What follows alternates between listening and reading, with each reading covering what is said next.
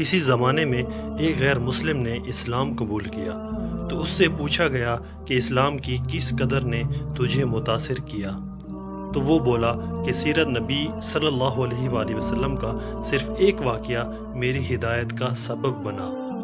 اس سے پوچھا گیا کہ کیا ہوا تھا، وہ بولا کہ حضور اکرم صلی اللہ علیہ وآلہ وسلم کی مجلس لگی ہوئی تھی اور کافی لوگوں کا ہجوم تھا۔ ایک شخص نے عرض کی، یا رسول اللہ صلی اللہ علیہ وآلہ وسلم، میرے لیے دعا کیجیے، میرا بچہ کئی دنوں سے گم ہو گیا ہے اور مل نہیں رہا۔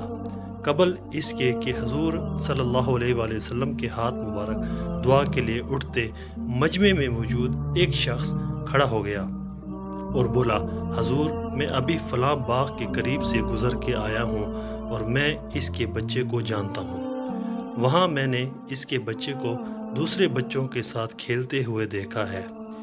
باپ نے جب سنا کہ میرا بچہ فلاں باغ میں ہے تو اس نے دوڑ لگا دی۔ حضور صلی اللہ علیہ وآلہ وسلم نے فرمایا کہ اس کو بلاؤ۔ جب اس آدمی کو بلایا گیا تو وہ کہنے لگا، حضور آپ صلی اللہ علیہ وسلم جانتے ہیں کہ ایک باپ کے جذبات کیا ہوتے ہیں۔ حضور صلی اللہ علیہ وآلہ وسلم نے فرمایا، اچھی طرح آگاہ ہوں، لیکن میں نے تمہیں بلایا تو بلانے کا مقصد بھی ہے۔ وہ شخص بولا کہ جی حضور ارشاد کیجیے۔ حضور صلی اللہ علیہ وآلہ وسلم نے فرمایا کہ جب باغ جانا، بچوں کے ساتھ اپنے بچے کو کھیلتا ہوا دیکھ کر بیٹا بیٹا کی آوازیں نہ دینے لگ جانا، جو نام رکھا ہے اس نام سے پکارنا۔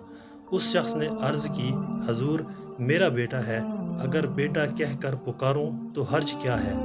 فرمایا، تم کئی دنوں سے بچھڑے ہو، تمہارے لہجے میں بلا کا رس ہوگا اور تم نہیں جانتے، ہو سکتا ہے کہ کھیلنے والوں میں کوئی یتیم بھی کھیل رہا ہو، اور جب تم اپنے بیٹے کو بیٹا کہہ کر پکارو گے، اتنا میٹھا لہجہ ہوگا تو اس کے دل پر چوٹ لگے گی کہ کاش آج میرا باپ بھی ہوتا تو مجھے بیٹا کہہ کر پکارتا۔ کہا کہ یہ شوق گھر جا کر پورا کرنا۔